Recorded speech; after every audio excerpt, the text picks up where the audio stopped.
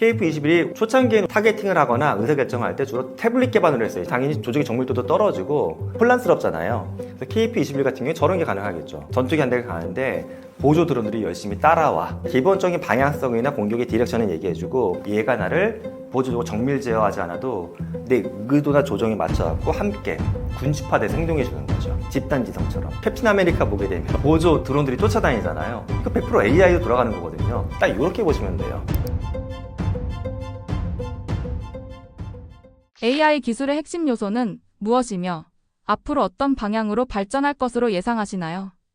현재 AI 신에서 가장 핵심적인 거는 뭐 반도체하고 반도체를 활용한 알고리즘이죠. 그래서 LLM, 파운데이션 모델 이 두 가지가 핵심인데 AI가 원래 뭔지부터 본질적으로 보게 되면 AI는 인간처럼 기존의 어떤 자료, 데이터, 수치를 바탕으로 논리적인 사고를 해서 인간처럼 결정하거나 대안을 만들 수 있는 어떤 기계, 알고리즘, 이걸 우리가 AI라고 부릅니다. 그런데 갑자기 최근에 AI가 너무 좋아진 것 같은 이유가 인간의 신경망을 모델링을 해가지고 이걸 만들었더니 인간처럼 언어와 같은 소통이 가능하다라고 하면서 사람들이 급진적으로 좋아하게 된 거죠. 또 언어와 같은 소통이 가능해지면서 아직까지 완벽하진 않지만 꽤 범용적인 지능에 쓰일 수가 있을 것 같다. 과거에는 예를 들어 이거예요. 체스만 잘도, 바둑만 잘도, 길만 잘 찾아. 근데 이게 아니라 여러 가지 목적. 그러니까 LLM 지금 최근에 많이 쓰시는 분들은 나는 이걸로 뭐 가계부도 만들고 회사에서 기획서도 만들고 영화 같은 거 시나리오 콘티도 짜고 하는데 범용적이지 않나요? 근데 아직은 결정적으로 AI가 또 몸이 없잖아요. 인간보다는 아직까지 뭔가 창의성이나 아주 세렌디피티적인 무언가 만들어내는 거 약간 떨어지는 것 같기도 하고. 그래서 아직까지는 완벽한 범용성은 없지만 이런 기술을 통해서 점점 더 범용적인 지능으로 가고 있다. 이렇게 보시면 되겠습니다. 제조업, 의료, 금융 등에서 AI 기술이 어떻게 혁신을 이끌고 있나요? 금융만 놓고 보게 되면 소비자 입장에서 가장 먼저 눈에 띄는 거는 상담사죠. 챗봇. 뭐 신한은행 같은 경우는 챗봇을 서서문 지점에 2024년 10월에 AI 아바타 행원이 등장했거든요. 가면 저는 어렸을 때 기준으로 약간 오락실 느낌이 나더라고요. 어렸을 때 이렇게 대형 화면이 몇십 인치짜리가 있고 이렇게 앉으면 여기 아바타가 딱 떠요. 제가 오락실에서 어렸을 때 전 실제 하진 않은데 동네 형들이 하던 게임 중에 오락실에 간 배운 누가 포커 게임이 있었거든요.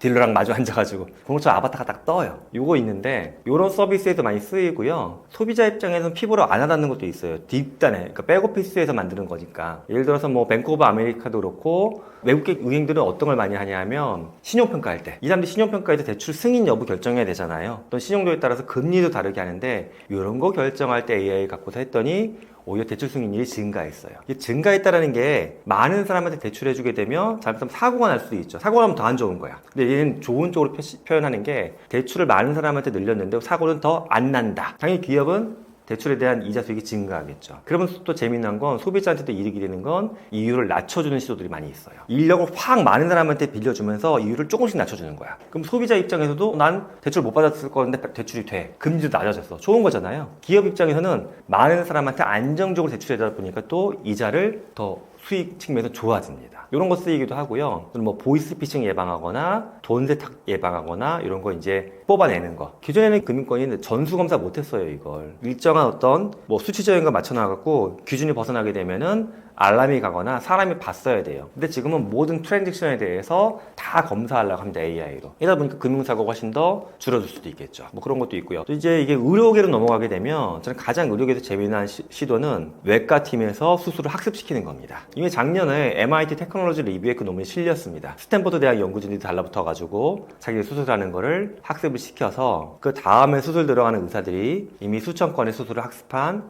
AI로 인해서 여기 리시버 헤드셋 같은 거 꽂고 있으면 수술에 대한 조언 듣는 것들 이런 거 이미 시도가 되고 있고요. 또는 뭐 미국의 일부 병원에서는 수술할 때 좀 무겁긴 하지만 애플에 비전 프로 쓰고 이렇게 수술하거든요. 그럼 이게 뭐 메타버스적인 증강현실 기능도 있지만은 이미지를 띄워주거나 가이드를 할 때 AI가 동시에 같이 판단해줘요. 이렇게 의사가 보고 있으면 의사가 어떤 걸 띄워줘, 어떤 걸 하자 말을 하지 않아도 얘가 상황 판단을 먼저 해가지고 수치나 이미지를 먼저 띄워줍니다, 눈앞에. 그러면 의사의 수술의 집중도나 성공 확률이 훨씬 더 올라갈 수 있겠죠. 뭐 이런 것들 의료계에서 시도가 되고 있고요. 또는 이제 신약물질 개발할 때도 보면 AI가 많이 쓰여요. 반복적인 실험을 얘가 대신해 주거든요. 저희 아이도 둘째 아이가 유전공학 쪽 전공하고 있는데 새로운 신약물질 연구를 요즘 하고 있더라고요, 랩에서. 그때 보면 하루에 이제 AI 플랫폼에 들어가서 실험을 20번까지만 돌려볼 수 있대요. 그럼 매일 마치 우리가 게임에서 빵 찍어놓고 만드는 것처럼 얘는 오늘 중에 실험 다 해야 된다고 들어가서 하더라고요. 그런 것들도 의료 분야에 쓰이고 있고요. 정말 단순하게는 이런 것도 쓰이고 있어요. 제가 아는 실제 어떤 젊은 창업가가 요 관련된 스타트업을 만들었는데 의료나 이런 제약 분야를 보게 되면 용어가 굉장히 어렵잖아요. 그리고 하나의 어떤 개념을 여러 개의 용어로 다르게 부르기도 하고요. 또 정말 신기한 건 이 의학 분야에서 의사들이 이게 발음을 막 이렇게 얘기를 하게 되면 그 차팅을 해야 되잖아요. 정리하는 거. 이것도 엄청 큰 시장이에요. 근데 기존에 사람이 달라붙어서 직접 했어요. 그런데 최근에 호주의 케이스도 보게 되면 호주의 일부 병원에서는 의사가 이제 말하는 걸 옆에 있는 AI가 레코딩을 떠서 차팅을 해요. 근데 차팅이 예전에는 오류가 컸어요. 이 오류가 있으면 의학 분야에서 굉장히 크리티컬한 게 만약에 잘못 차팅이 돼가지고 환자가 이 정보를 갖고 와서 다른 병원 갔는데 사고가 나 이런 뭐 의료사고가 엄청 커지죠. 근데 지금은 이게 감소할 수준까지 왔다는 거예요. 물론 제로는 아니지만. 그러니까 이런 것들. 이런 다양한 분야에서 아주 원천적인 의료의 기술이나 수술할 때도 쓰겠지만 그냥 우리는 단순한 작업이라고 봤던 의사들끼리 어떤 커뮤니케이션, 차팅 이런 작업도 AI가 중간에서 매개체 역할을 충분히 이미 잘하고 있다라고 볼 수가 있고요. 또 제조업 현장에서 보게 되면 버려지는 데이터가 너무너무 많았어요. 안 쓰는 데이터. 이 데이터도 긁어오게 되면은 어떤 품질 관리하는 데 있어서 충분히 좋은 의사결정할 때 도움이 된다라는 겁니다. 또 이제 국내에도 보게 되면 저는 이제 그런 얘기 정말 지방 가면 많이 드려요. 국내 가면 어떤 뭐 산업군별로 단지라는 게 있잖아요. 예를 들어 어떤 데 가면 기계와 관련 특정 부품만 만드는 회사가 20군데가 있어. 20군데 기업들이 다 또 역사도 길어요. 자녀분들이 이렇게 맡아서 하는 경우도 있고. 그럼 이분들은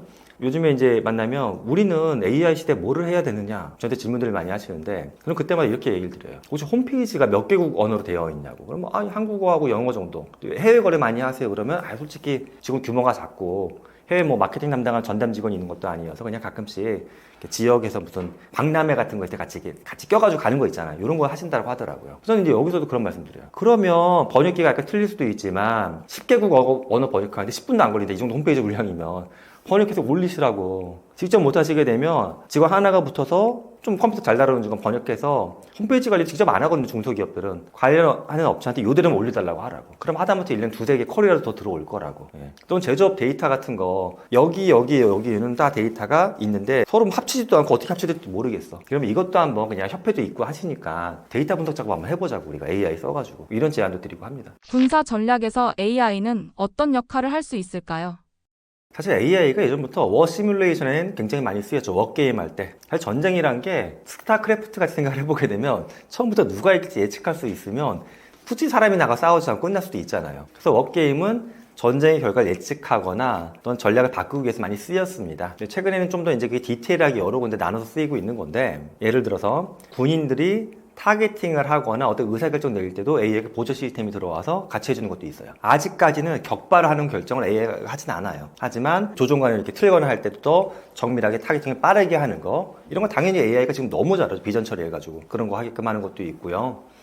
또 이제 GPS 같은 장비 달아가지고 또 미국 군인들은 뭐 지금 하다 안 하다 하지만 비전 프로나 또는 MS의 홀로렌즈 같은 거 기반으로 이렇게 고글 기반으로 작업 많이 했었거든요. 그럼 이제 군인들이 보는 시야, 작전 환경, GPS 정보 이런 걸 긁어다가 실제 인간의 눈으로 동시에 분석 못해요. 데이터량이 실시간으로 계속 바뀌니까 이런 거 분석할 때도 AI가 이미 쓰이고 있습니다. 이런 거 쓰는 것도 있고요. 또 이제 대규모 시설을 놓고 보게 되면 드론 같은 거 제어할 때 드론을 20대를 띄워야 되는데 인간 조종사 20명이 붙어갖고 동시에 20대를 제어하냐 이렇게 이제 안 하거든요. 그럼 이제 군집 제어를 합니다. 군집 제어하는 게 서로 일단 충돌이 되면 안 되잖아요. 서로 또 같은 것만 타겟팅해도 문제가 있는 거고. 그러니까 이런 것도 효율화 높이기 위해서 인간은 마치 한 덩어리를 스타크래프트 할 때 우리가 묶어갖고 제어하듯이 뭐 그렇게 제어하는 기술에도 AI가 쓰입니다. KF-21과 같은 전투기에도 AI 도입이 가능할까요?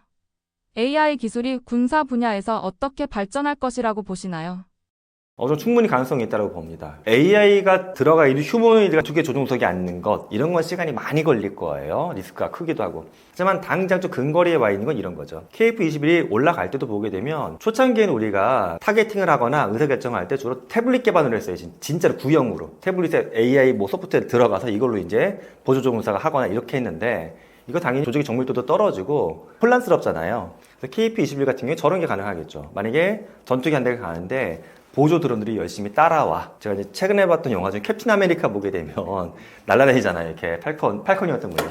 근데 옆에 보면 보조 또 드론들이 쫓아다니잖아요. 이거 100% AI로 돌아가는 거거든요. 딱 이렇게 보시면 돼요. 내 기본적인 방향성이나 공격의 디렉션을 얘기해주고 얘가 나를 보조적으로 정밀 제어하지 않아도 내 의도나 조정에 맞춰갖고 함께 군집화돼서 행동해 주는 거죠. 집단지성처럼. 이런 데는 쓰이기가 굉장히 좋다라고 봅니다. AI는 앞으로 어떤 방향으로 발전할 것으로 예상하시나요?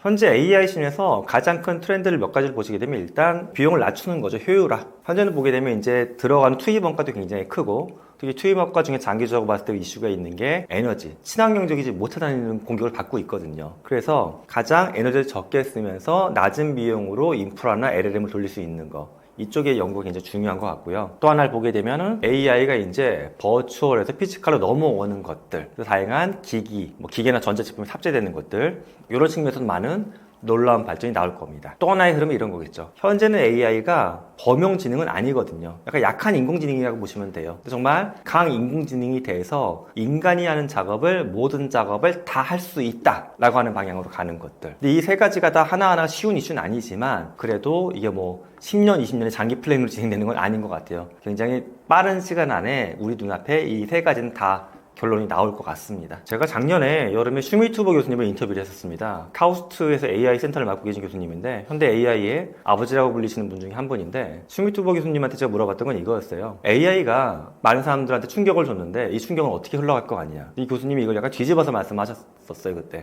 아직까지 충격받은 게 아니다. 진짜 충격은 AI가 몸이 생기는 피지컬 AI. 대표적인 휴머노이드겠죠. 이런 게 봤을 때 인류는 이제까지 보지 못했던 엄청난 격변을 겪게 될 것이다라고 했는데 저는 그 말에 너무너무 동의가 됐습니다. 반면에 우리는 어떤 기술적인 측면도 그렇지만 사회적으로 또는 관념적으로 준비가 너무 안 돼 있는 것 같다. 이런 준비를 같이 해가야 될 것 같아요. 그래서 AI가 테크의 영역이었지만 지금 일상 영역으로 들어왔잖아요. 일상생활 하실 때 많이 쓰시잖아요. 제 주변에 소상공인분들도 AI 많이 쓰세요. 이렇게 넘어간 것처럼 앞으로 AI는 더 기계적인 부분까지 밀고 들어올 겁니다. 그러니까 AI건 휴머노이드건 남의 이슈, 테크의 이슈라고 보시지 말고 나의 삶이 실제적으로 많은 영향을 줄 것이다라고 바라보시면서 계속 같이 좀 고민해 주시면 좋겠습니다. 미국, 중국, 한국의 빅테크 기업들은 휴머노이드 로봇 기술을 어떻게 선도하고 있나요? 뭐 순서가 원래 중국이 좀 뒤에 있었던 건 맞아요. 왜 지금은 중국이 투자를 많이 해서 뭐 미국하고 나란히 왔고 냉정하게 보면 한국은 좀 뒤에 있습니다. 현재 인정해야 될 것 같아요. 근데 이제 그런 것 같아요. 중국은 이걸 하는 이유가 노동시장을 대체하기 위한 거죠. 이미 인구 감소기에 들어갔고 노동시장 대체하고 싶다. 또 당연히 이게 소비시장 측면에서도 많이 판매가 될 거기 때문에 다른 나라 대외 수출도 염두에 두고 있고요. 근데 미국도 마찬가지예요. 미국은 당연히 아시겠지만 트럼프도 그렇고 자국 내 공장을 만들고 자국 노동자들한테 주고 싶은 거잖아요. 그러면 산업 효율성을 높이고 싶고 그러기 위해서 자국에 있는 국민들만으로는 충분치 않다고 보는 것 같아요. 또 트럼프는 또 이민 정책상 외부에서 받아들이는 것도 또 선호하지 않잖아요. 그러니까 오히려 자국민 플러스 자국의 휴머노이드 이렇게 해가지고 이제 판을 짜보려고 하는 움직임들이 많이 있습니다. 근데 또 휴머노이드에 들어가는 원천 기술 중에 뭐 액추에이터 쉽게 말씀드리면 인간으로 봤을 때 근육에 해당하는 거, 뭐 모터 말고도 다른 방식도 있거든요. 이것도 중요하고 당연히 얘가 많은 에너지를 먹기 때문에 배터리 기술도 굉장히 중요해요. 그런데 이 두 가지는 지금도 상당 부분 쓸 만큼 돼 있다고 저는 봐요. 그런데 최근에 또 유독 휴머노이드 이슈가 올라온 이유는 머리 때문에 그런 겁니다. AI가 발전하면서 기존에는 휴머노이드가 자율주행같이 자율 제어가 잘 안 됐어요. 컨트롤러 기반이었는데 이제 스스로 작동이 잘 된다. 그러니까 AI 기술이 다른 휴머노이드의 어떤 전자나 기계공학적인 기술을 같이 견인해서 올라가고 있다. 이렇게 보시면 될 것 같습니다. 빅테크 기업들의 휴머노이드 기술 발전이 우리 산업과 일자리에 어떤 영향을 미칠까요? 제일 첫 번째 충격은 대규모 공장부터 생길 겁니다. 물류센터랑. 이미 뭐 공개되는 걸 보게 되면 BMW가 피규어사 로봇 갖다가 실험한 걸 주기적으로 아예 공개를 해버리고 있어요. 실험 결과치까지. 보면 마지막에 공개된 거 보면 BMW 작업 공장에서 피규어 로봇이 보인 성능은 인간보다 오차는 7분의 1로 줄었고요. 작업 속도 4배가 빨라요, 오히려. 이런 노동자를 여러분이 안 쓰시겠습니까? 이거죠. 또는 아마존 같은 경우만 해도 아마존은 진짜 극도로 인간을 줄이려고 하는데 AI 신에서도 이미 아마존이 많이 했던 거는 인간 노동자에 대해서 AI로 트래킹을 하고 분석을 해가지고 물류센터에서 효율이 떨어지는 사람을 한 창고당 300명, 400명씩 해고했어요, 작년에. 그러다 보니까 이제 여기 생겼던 이슈가 노동자 인터뷰한 거 보니까 좀 마음이 안 좋았어요. 방광염 얘기가 많이 나왔어요. 계속 24시간 그러니까 근무하는 내내 매니저가 저 보고 있는 거예요. 일 제대로 하고 있는 거지. 그러면 하다못해 화장실이라도 한번 덜 가게 되고 뭐 담배도 못 피게 되고 뭐 이렇게 되는 거예요. 그러니까 스트레스가 올라오는 거죠 이게. 근데 아마존은 한술 더 떠서 여기서 이제 애질리티 같은 로봇을 끌어다가 물창고 실험을 이미 하고 있어요. 그러면 지금은 표준화된 현대식 작업장 내에서 이런 로봇들이 들어가는 게 첫 번째 물결로 오고 있고요. 근데 여기서 학습이 잘 되면 이제 이들의 뭐 파트너사나 협력사 쪽으로 가겠죠. 좀 작은 기업죠. 현장직으로 계속 올 거예요. 이 끝이 어딜까? 몸을 쓰는 직군에서. 제가 이제 얼마 전에 봤던 한 2개월 전에 봤던 저널에 보면 팜 저널에 그 논문이 실린 게 있어요. 약간 에디토리얼처럼 실렸는데 편집장이 옵티머스 로봇 되게 신기하다. 테슬라 공장에서 실험하는 거 보면. 근데 그럼 농장에도 올까? 자기가 봤던 농장은 이런 환경이다라고 하는 거예요. 한 3, 4명이 이제 가족끼리 운영하고 있고 돼지도 키우고 뭐 딸기도 키우고 하는 거예요. 그래서 비가 오면 막 진흙탕이 있고 막 먼지가 날리고 진흙 바닥을 로봇이 걸어다니면서 먼지가 있어서 이렇게 피하면서 막 일을 할까? 안 된다고 보는 거예요 아직은. 그렇다고 부정적인 메시지로 끝나는 게 아니라 하지만 되면 좋겠다. 언젠간 되지 않겠냐. 왜냐? 되면은 지금 미국은 대규모 농장에 제가 이제 딸기 수확하는 기계를 봤는데 진짜 엄청날 거예요. 대규모 버스만 해. 그 쫙 가면서 그 안에 기계를 내부를 보면 이렇게 손이 여러 개가 붙어 있어요. 마치 괴물처럼, 벌레처럼. 얘가 딸기를 따. 근데 하필이면 딸기가 중요한 이슈인 게 딸기가 잘못 따면 상품성이 없어져 뭉그러지니까 기계가 정밀하게 딱 힘을 줘도 딱딱딱 따내는 거예요. 바구니에 쫙 담고. 인간 속도 비교는 아예 해볼 의미가 없어요. 축구장의 몇 배 면적을 순식간에 따버리니까. 근데 이런 거는 대형 농장에서야 되는 거고 조금 전에 팜저널에 있던 케이스처럼 소규모 농장에 이런 게 못 오거든요. 기계도 비싸고. 팜저널의 꿈은 이거더라고요. 로봇이 몇 대가 와. 뭐 세 대를 딱 고용하고서 마치 한국의 농장에서 외노자분들 도와주시는 것처럼 대좀 똥도 치우고 사료도 주고 비닐하우스도 씌우고 딸기도 따고 여러 가지 일을 해. 뭐 시키고 싶나 그 목록을 만들어 놓은 게 있는데 몇 시까지 시키고 싶다고 해놨더라고요. 이 말은 장기적으로 일로도 간다라고 보는 거예요. 그러면 우리는 아직까지 인터넷 영상을 보면 현대식 공장, 뭐 글로벌 기업만 하고 있으니까 아이고 뭐 난 상관없겠지인데 생각보다 이 다음 단계 넘어오는 속도가 그렇게 느리지는 않을 것 같다라고 저는 생각합니다. 시장성이 크니까. 각국 정부의 지원 정책은 빅테크 기업들의 휴머노이드 개발에 어떤 영향을 주고 있나요? 일단 아직까지는 사실 휴머노이드와 관련된 법은 거의 미비하다고 보시면 돼요. 모든 국가가. 그래서 가장 이 주도성 있게 볼 수 있는 건 첨단 기술이나 스타트업에 대한 지원책 그리고 AI와 관련된 규제. 이게 이제 휴머노이드 견인하는 좀 영향을 많이 주고 있습니다. 근데 먼저 AI 씬을 놓고 보게 되면 가장 AI 그냥 개발 측면에서는 저는 뭐 어떤 윤리적이거나 도덕적인 측면을 제해서 그냥 효율성만 놓고 봤을 때 중국이 가장 AI 발전에는 도움이 되는 것 같아요. 왜냐하면 그들은 사회적으로 어떤 치안이나 통치를 위해서 데이터 수집을 엄청 하잖아요. 바이오 정보니 뭐 싹 다 긁어가요. 얼굴 정보 다 긁어가고. 근데 이걸 또 가공에 쓰는 거에 대해서 굉장히 허용적이죠. 기술 발전을 시킨다고. 근데 이게 예를 들어서 우리나라에서 길거리에서 막 얼굴 찍고 CCTV는 많이 있지만 이거 사람들 뭐 동영상 AI 플랫폼 만드는데 쓰겠다. 국민들이 난리가 날 거예요. 근데 중국은 이제 그게 된다라는 거고 또 반면에 유럽을 놓고 보게 되면 유럽은 인권이나 철학적인 부분에 대한 고민들이 법에 많이 녹아들어가 있어요 이미. 근데 이제 올 봄에만 있었던 AI 서밋에서도 그 얘기가 나왔더라고요. 프랑스에서 그 얘기가 나왔어요. 아니 이렇게 우리는 길게 보고 천천히 인간 중심적인 AI 기술 만들려고 하다 보니까 오히려 기술 발전 저해되고 있다. 이것도 사실 당연히 정부 수장 입장에서 고민해볼 포인트가 되겠죠. 속도 밸런스 측면에서 우리도 약간 거기서 느슨하게 하고 싶다. 산업이 더 발전하기 위해서 뭐 이런 이야기가 나왔습니다. 미국을 또 보면 미국도 자율 규제 중심이에요. 먼저 약간 해봐라는 거예요. 그러니까 규제를 먼저 한 다음에 이렇게 하는 게 아니라 일단 해보고 문제 있으면 그때 가서 후처리하는 게 미국의 정책이라고 현재는 해석이 됩니다. 그리고 또 중국은 한 10년 전부터인 것 같아요. 그때부터 독일이나 또 미국 쪽에 젊은 친구들 많이 보냈어요. 공부하고 오라고 국가 예산으로. 그리고 또 그들이 현지에 남아있지 않고 돌아오게끔 많이 제도를 짰습니다. 그래서 지금 중국의 유니티건, 뭐 유비테크건, 샤오미건 돌아가가지고 휴머노이드를 만들고 있는 사람들이 된 겁니다. 그러니까 그들이 갑자기 2, 3년 만에 뭘 만들어낸 게 아니에요. AI 씬 전부터 노력을 많이 했고 그게 최근에 AI랑 뭉쳐지면서 갑자기 시너지가 나타난다. 이렇게 볼 수가 있습니다. 그러니까 우리나라는 반면에 AI 측면에서도 좀 준비가 부족했던 것 같고 인재들도 보게 되면 자꾸 국내 인재들도 해외에 나가고 있잖아요. 해외에서 공부한 사람들 들어오는 것도 빈도도 적고. 그러니까 브레인 드레인 현상이 나타나다 보니까는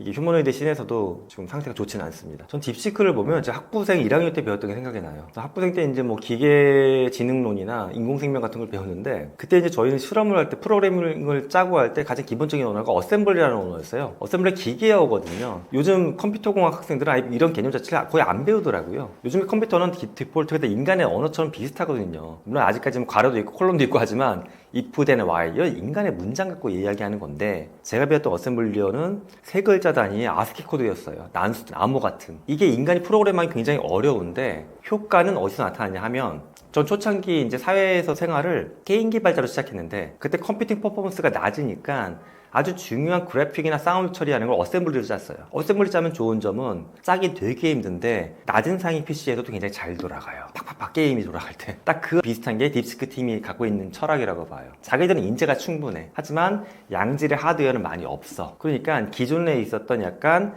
저가의 하드웨어를 병렬로 붙이고 인재들이 이걸 하나하나 달라붙어 하고 코드 한 줄 한 줄을 최적화시켜하고 효율을 만들어낸 겁니다. 그러니까 기술적으로 가능한 것 같았는데 설마 그걸 하겠어 했던 걸 진짜 사람들이 붙어서 한 거예요. 저는 그런 측면에서 딥시크를 좀 엔지니어링 측면에서는 멋있다라고 생각을 합니다. 예. 한국 빅테크 기업들은 미국이나 중국 대기업에 비해 어떤 차별화 전략을 가지고 있나요? 사실 우리나라 빅테크 기업들이 원천 기술을 장기적으로 개발하는 부분이 좀 적은 것 같죠. 예, 어쩔 수가 없는 게 우리나라는 국가 기획도 그렇고 기업 기획도 그렇고 단기적으로 짜거든요. 그러다 보니까 뭐 최근에 신을 보면 저 카카오가 좀 많이 안타까운 기업 중에 하나예요. 카카오는 태생부터도 내수 시장을 바탕으로 짠 거거든요. 걔네 외국 나가서 뭐 판매하겠다는 계획이 별로 없어요, 처음부터. 근데 내수 시장에선 그야말로 골목 상권까지 다 먹겠다는 게 카카오의 전략이거든요. 하다못해 세탁소니 택시니 뭐니 다 이미 뭐 택시 같은 거 손댔고 세탁소는 포기했지만은 다 손대겠다는 게 그들 전략이었는데 이 씬에서 지금 보게 되면 이 AI 씬에서 이게 이제 어떻게 연결되는 거냐. 카카오가 그 AI 쪽 LLM만 해도 여러 파트에서 다 동시 개발을 하고 있었어요. 이것도 좀 그런 게 하나의 힘이 결집이 안 돼요, 이게. 그러니까 리더십 측면에서 약간 좀 이슈가 있는 거죠. 그러다 보니까 이제 거의 뭐 포기했고, 최근에 오픈 AI하고 협력하기 시작했잖아요. 근데 오픈 AI 입장에서는 카카오가 굉장히 매력적인 파트너죠. 자체적인 AI는 거의 손을 놨어. 근데 한국이란 내수 시장에서는 거의 뭐 골목까지 다 들어가 있어, 얘네의 망이. 그러니까 여기에 AI를 올리면 카카오 입장에선 기존에 있던 모든 것들이 효율화가 되고, 오픈 AI 입장에선 한국의 모든 산업 분야에 갑자기 쫙 들어갈 수 있는 거거든요. 그러니까 서로 이제 윈윈이 되는 거죠. 이 모델이 글쎄 저는 이걸 여러분들 여기까지만 듣고서 어떻게 해석하셨을지 모르겠는데 이 방법을 자국에서만 쓰는 거는 전 너무 안타까운 것 같아요. 이걸 기점으로 해서 만약 카카오 같은 기업이 뭐 계약을 세부적으로 어떻게 되는지 저도 공개된 게 아니니까 모르지만 이 비슷한 모델로 오픈 AI를 손잡고 다른 나라를 나갈 수 있으면 해피한 거죠. 하지만 이렇게 해서도 오히려 국내에서만 모든 거를 다 먹겠다라고 하는 거는 좀 그 기업의 덩치나 인재들 놓고 봐서 좀 아쉽다라는 생각이 들죠. 제가 그들이 못할 거라고 본다라기보다 그들이 그런 계획이나 꿈을 잘 안 갖고 있다라는 측면에서 아쉬움을 갖고 있습니다. 휴머노이드 로봇이 보편화되면 우리 생활은 실제로 어떻게 변할까요? 일단 산업 현장에서 보게 되면 당장은 노동자들이 처음에는 싫어할 거예요. 내 노동을 대체하는 거니까. 하지만 이게 좀 더 장기적으로 보게 되면 인간한테 어렵고 불편하고 힘든 작업들을 노동을 대체해 주는 거거든요. 그러면 공장 내에서도 나는 조금 더 좋은 포지션에 일을 할 수가 있겠죠. 생각을 해보시면 산업혁명기랑 비슷한 것 같아요. 옛날에 우리가 증기기관이 없을 때는 인간의 몸으로 그 기계를 돌려가지고 또 소 같은 거 말의 힘을 빌려가지고 했거든요. 그럼 지금 그럼 대규모 옷감 공장에 인간이 없냐? 그렇진 않죠. 더 좋은 기계가 옷감을 만들어 주는데 인간의 생산 현장 내에서도 관리직이나 운영직군의 일을 맡고 있거든요. 이런 공장이 많아진 거예요. 그러니까 지금도 보면은 이제 자동차 공장에 로봇이 들어온다. 당장은 내 일자리가 줄어드는 것 같겠지만 장기적으로 보게 되면 더 다양한 공장이 많이 생길 거고 그 모든 공장에는 이제 말단에서 일하는 노동자들이 각 공장의 운영자나 관리자급으로 일을 할 수 있게끔 점점 산업은 재편이 될 겁니다. 이렇게 올라갈 것이고요. 이 흐름이 또 커지다 보게 되면 이제 가정에서 휴머노이드를 만날 수 있는 기회도 증가할 거예요. 당장은 휴머노이드가 가격이 비쌉니다. 지난달에 유니트리가 판매했던 로봇만 봐도 현재 가장 싸다라고 언급했지만 스타트 가격이 16,000달러였어요. 배송비랑 관세 포함하면 당연히 확 올라가고 그런데 어떻게 들어오냐 하게 되면 이게 라스 모델로 들어올 겁니다. 그러니까 RAAS, 로보틱스 애저 서비스라고 해서 마치 기업들이 소프트웨어 빌려 쓰는 사스처럼 마치 가정에서 비대 정수기 빌려 쓰는 것처럼 렌탈 모델로 들어올 겁니다. 그러면 얘가 우리 집에서 어떤 역할을 할까? 일본에서도 최근에 컨셉 영상이 나온 게 있는데 비슷한 맥락으로 만들어 놨더라고요. 휴머노이드가 그렇게 적절하게 사람처럼 닮아 있고 약간 쫄쫄이 같은 옷을 입고 있는데 집에 들어와서 싱크대에 서가지고 설거지를 해요. 식기세척기 돌리니까 싱크대에 서가지고 설거지를 하고 구형 진공청소기죠. 손으로 미는 거. 그걸 바탕으로 밀고 다닙니다. 그리고 지방에 있던 다양한 노동을 또 얘가 해줄 거예요. 그리고 또 그게 뭐 긍정적인 것만은 아니지만 이미 인구 고령화가 되고 개인 독거 거주하는 분들이 많아지다 보니까는 돌봄 로봇 시장도 점점 커지고 있어요. 그래서 사실 국내 시도는 좀 적었지만 유럽의 케이스를 보면 어떤 게 나와 있냐 하면 아직까지 완벽한 휴머노이드는 아니지만 밑에는 바퀴로 구동되고 뭐 팔이 있고 약간 모니터가 얼굴 역할을 해주는 이런 로봇가 왔다 갔다 하면서 약도 챙겨드리고 우울해하는 것 같으면 노래도 틀어드리고 말동무도 해주는 이런 거 시도가 됐고요. 또 약간 다른 거는 이것도 시도가 됐어요. 부모님들이나 이 환자분들이 가족을 자꾸 보고 싶어 하잖아요. 또 젊은 층은 자기 일도 있고 하니까. 그래서 평상시에는 약간 이런 역할을 하다가 얼굴 부분이 모니터화 돼 있어요. 약간 휘어져 있어가지고 이게 원격지에서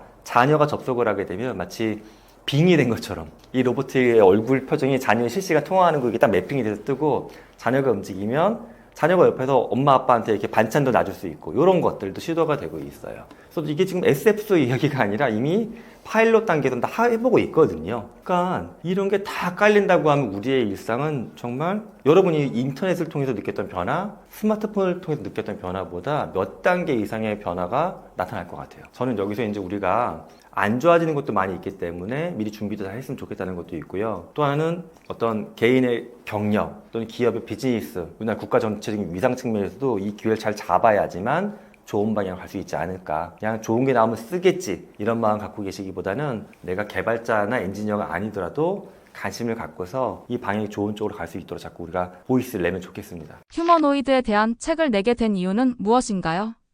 휴머노이드는 이미 눈앞에 와 있는 물건인데 산업적으로 놓고 봤을 때는 미국, 중국, 유럽이 앞서가 있고 우리나라는 많이 좀 뒤에 있습니다. 완제품 만드는 측면에서 놓고 보면 그래서 이 부분에 대해서 좀 주의를 환기시키고 싶었고 또 우리가 로봇을 뭐 삼성이나 LG가 작년에 새로운 팀을 만들었으니까 또 잘 따라갈 수도 있겠죠. 하지만 얘는 저 공학적인 결과물만으로는 충분하지 않다라고 봐요. 오히려 인문사회과학적으로 더 많은 고민들을 소비자가 또 주권자가 직원들이 해야지만 더 좋은 휴머노이드를 만들 수 있다고 봅니다. 미래를 바꿀 하나의 게임 체인저 기술이기 때문에 기업의 엔지니어들한테 맡겨놓지 말고 저 일반 분들도 이 관심을 가졌으면 좋겠다. 또 이렇게 투자에 관심 있는 분들도 보게 되면 이게 미래 산업 중에 하나니까는 엄청나게 새로운 기업 변동이 나타날 겁니다. 그렇게 다양한 이슈 때문에 대중들한테 이 이야기를 드리고 싶었습니다.